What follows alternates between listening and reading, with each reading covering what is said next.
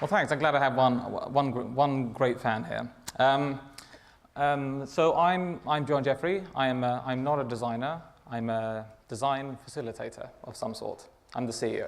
So I do everything around what the designers would like me to do to make sure that business operations works, more or less. I'm going to show you two things. I'm going to show you one thing, which are some design decisions that we made before we launched. I don't know if any of you were at the other 500 Startups conference called Mama Bear, where I knocked down the idea that I think that the minimum viable product is often missing the V. It's just a very small, not very good product, and it's not viable.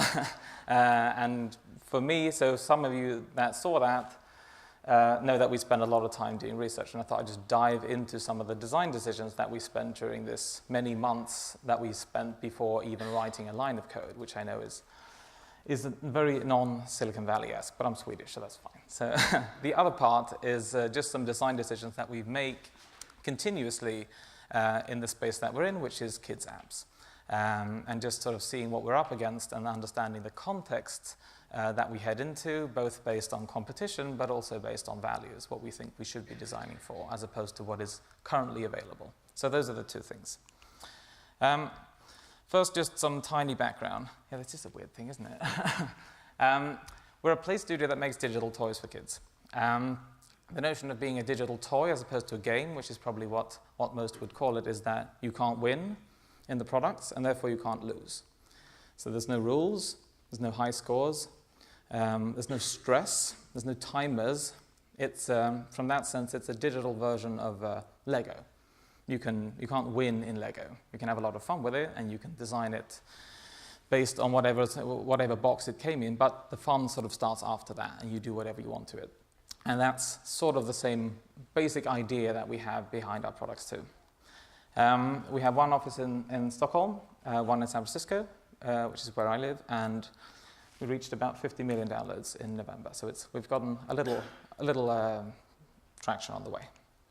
So some thoughts on sort of the brand design.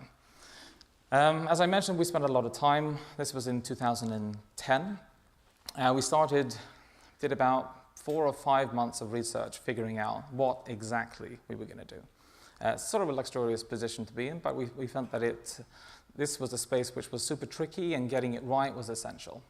So there was a few things, partially sort of just navigating the entire idea of what were we going to be presenting to the world, but also why is it important that it really sticks as a brand. A lot of that came out of the business research from the beginning, sort of how does the App Store work? For something, sort of a category which generally speaking tends not to chart really well on App Store top lists, just due to the fact that everybody doesn't have kids. You know, everybody can play Angry Birds, but everybody doesn't necessarily play the apps that we make. It's difficult to just rely on sheer visibility on the top list, and even if you do that, it's tricky. And it's even more tricky now than it was at the time. So a lot of that thinking came in, so we need to have something which makes it a little more discoverable in the App Store context. And part of that is the brand. So the difficulty is that even if you've all been in the App Store, or at least the equivalent of, and if you don't know what you're looking for, chances are you're not going to find it. But even if you do know what you're looking for, it's pretty tricky, because the discoverability is really bad. And since the idea and the general strategy for us was to make many different products, nobody knows that they're going to search for Toca cars if they don't know that Toca cars exists. So the idea was we've got to have something that you can search for, which is sort of an overarching brand which takes in all of these products that you can search for Toca Boca, and then you can see if there's anything new. So that was sort of the general idea. Also, more specifically, it needed to be something that really kids thought was great, but also parents at least liked, preferably loved, but at least liked, which made us sort of think about, well, what sort of context are we in? So there's a lot of different sort of areas in this space. So considering that we thought of us in the toy space, we looked at a lot of toy brands and specifically what they are. But there's things here like, for instance, Mattel doesn't really mean much to kids, but there's a lot in that space.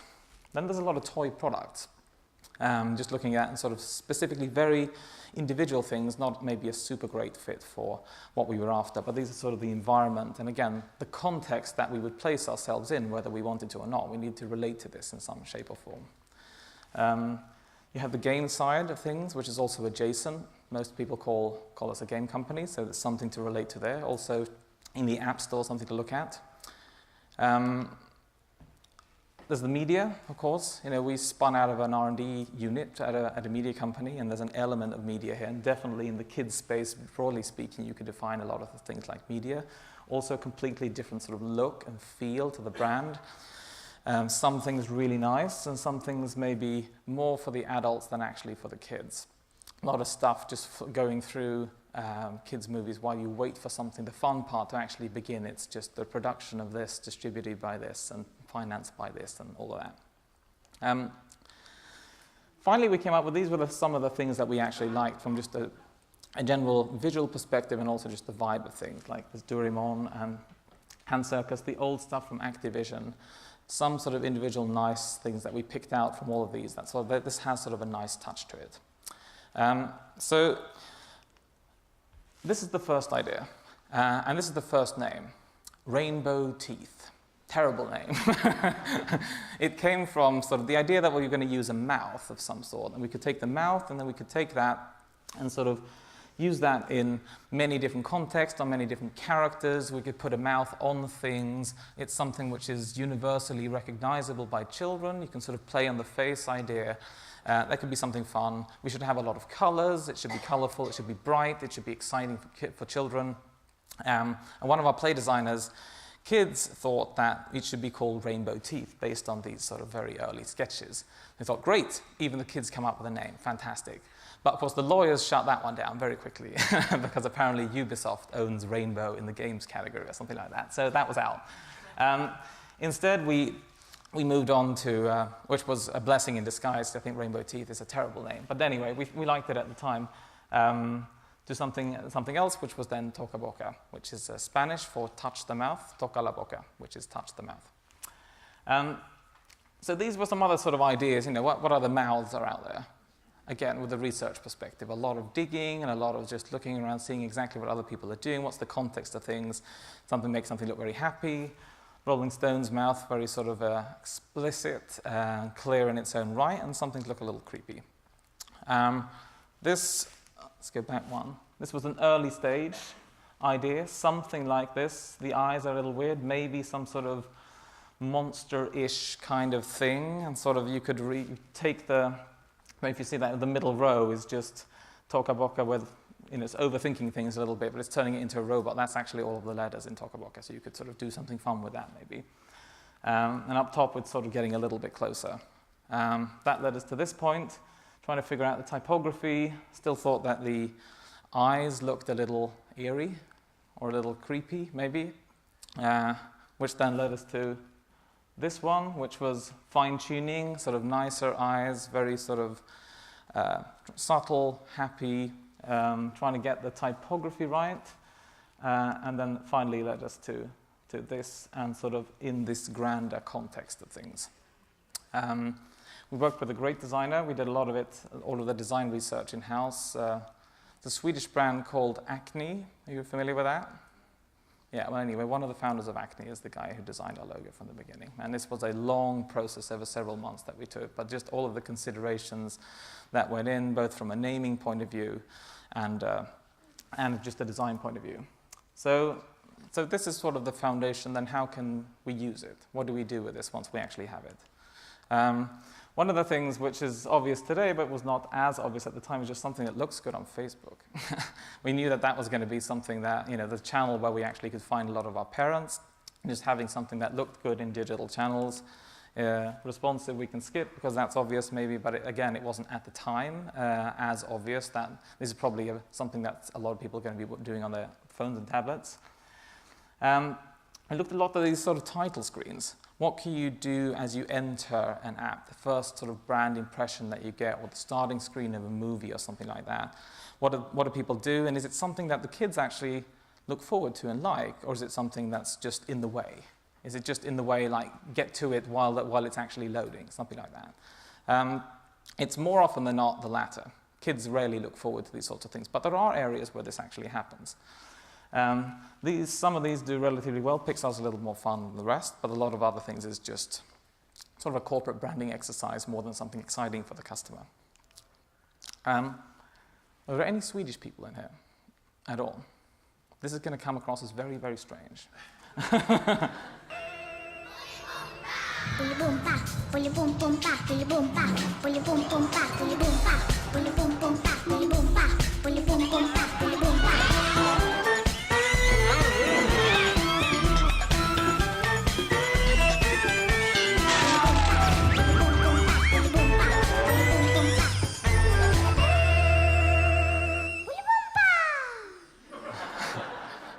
As you know, Sweden is a semi-socialist state. For a very long time, we only had 2 TV channels. And this is kids' time. So it wasn't called this from the beginning, but it had the same theme song, the Bolibompa theme song. And it became so sort of synonymous with this idea that they renamed the whole show after this sort of really strange little jingle thing. But what happens is that when this goes on, and also, again, there's no competition, there is now a little bit better, but at the time there wasn't really a lot. And this is not 2010, I'm thinking a little further back than that. When you hear this, kids come running, because you know this is it. And this, again, you've got to think this in the context, and I think it's still true to a certain degree, but less so, but on-demand was not a thing. Like, you can't watch this anytime. This is it. It's on now, and if you miss it, you've had it. So when kids heard this going on TV, they were running down the stairs to make sure that you get in front of the TV, and this becomes a sort of memorable moment. And also you can both work with the idea of a sound logo and sort of something very recognizable from that, and just sort of the whole, this is so recognizable, yeah, that they even renamed the whole show after it, which I thought was an interesting thing. The second thing is going back to sort of the starting screens and taking inspiration from people that actually work with everything, the full experience from beginning to end is The Simpsons. You've all seen it, but it's interesting from the sense that it's worth watching The Simpsons from beginning to end, because there's always something new in the beginning. There's always something, you know, it varies exactly how much it is. Bart writing things is one of the things, but there's often a few other things going on at the same time. And it makes it worth it for you to go through this whole experience, which is fun. Especially for kids, it could be even more fun. This led us to this. Toca, Boca. How could we played around with this for a long time and tried to figure out what's our equivalent of this? You know, how can we make some sort of fun thing that kids instantly recognize, that sounds fun for them to say, that works in all sort of languages and that you can pronounce, but it's also instantly recognizable. And then at the same time have some sort of branding. Again, it was a business constraint from the beginning. We need to get that in. People need to understand us as a brand as opposed to an individual product. But how do we do that in a fun way? And playing and animating the logo is one of the ways. So I'll show you another one, in theory at least. But in practice, maybe not. Here we go.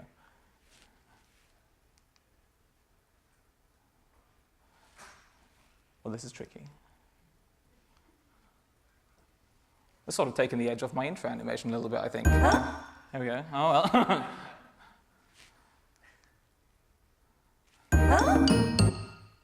Oh, come on. Let's see if it catches up with itself, maybe. Toca, Boca.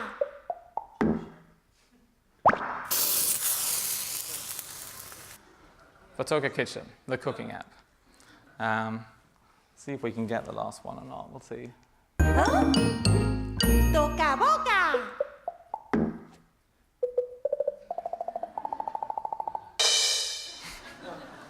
So when it's different in every app, it's something to look forward to. It's something that kids don't just want to press it to get rid of it. They want to see it. It's fun. It's part of the experience, and it's this memorable moment. But also when you hear the sound of this, other kids come running. The siblings come running like, Toca Boca. There's something going on. It's this very distinct sound jingle, which was very intentionally designed. That's some of the thinking behind it. Now, some of the thinking afterwards. So what happens when it comes to the products? So You've got to imagine sort of the context that we're in. We're a small, independent studio. We're in the context of Disney and everything else. And how do you sort of distinctly design things to be something else than just as Disney, but with less resources? Because that's not really going to get us anywhere. That certainly was not what we wanted to be, but we didn't even want to be perceived in that way. So these are the products. This is the way they look, sort of the artwork and style. Hopefully some of you have downloaded some of them. If not, do me a favor and help me out. So 20 products to date, distinctly different, but with some sort of unifying theme across them. These are some characters. This is me from a Scandinavian perspective getting into a lot of trouble with American parents because this yellow monster has nipples, and apparently that's not okay. So much for international design. I got a lot of emails about this, and this was very inappropriate, and I was very confused. This seems seemingly harmless to me, but you know. That's sort of another style, you know, for better or worse sometimes. These are some characters from Toca Band, the music app. These are some of the monsters that we just released these two as socks, actually, the other day. So these can now be bought as monster socks, and these two characters. If that's who we are, then there's, you know, again, with a grander context. So this is a very, very familiar Pixar character called Merida. And I'm going to be a little harsh because I know they sort of took it back, but this is a fantastic company behind it. It's a fantastic company being eaten up by a company which is less fantastic, which is Disney. So when Disney eats Pixar up and they want to make princesses out of this, then suddenly the princesses changes to something completely different. Now this created a major outroar, and I think they eventually had to pull it back, but nevertheless it says something about the stereotypes and the things that are going on in the business that we're in, which is very tricky. This goes against the grain of what we do. We intentionally make unisex products, always. It's very important from us from a principle point of view and a values point of view, and they wanted this to come through. And I want to, with the company and all our products, actively break a lot of those stereotypes. This is what it looks like. This is the Target. This is the aisle in Target for girls is even painted pink so that there is no mistake who this is for. That no boys by mistake idly go down. Even the products are pink, but also the wall is pink. And this is, again, the context that we're in. And the one to the right here is Style Beautiful Hair. So this is one of Disney's hairstyling apps. And, you know, it's a familiar theme. You've all, you know, many of you have played with it. You've certainly all seen it. You can do it another way. This is Toca Hair Salon. It's just something very, very different. And it's intentionally so because we, you know, partially from a values point of view, I don't want to put out products like that. You know,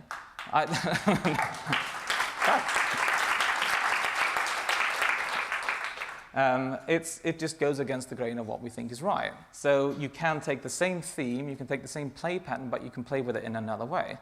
But I should say that sometimes we make, you know, we're close. So we do an app called Toca Tailor, which is a sort of it's a tailor app. You make your own clothes, basically. This is the first take.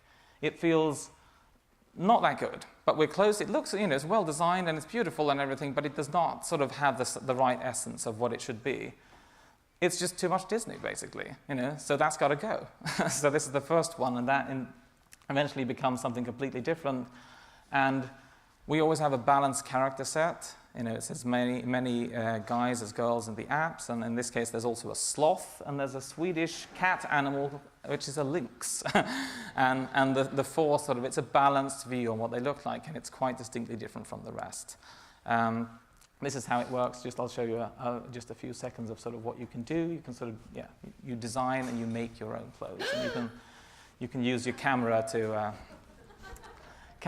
pick up textures and colors from everyday life, and you can put that into the app. So just in short, we cannot be this thing to the right we would not want to be, but even if we wanted to, it would probably be quite a bad decision. Partially, I don't think it looks very good, but even from a business perspective, it would not work. We are intentionally something different, and all the time have to make sure that we are much, much more on the left side than we are on the right side. And that's it. Thanks a lot.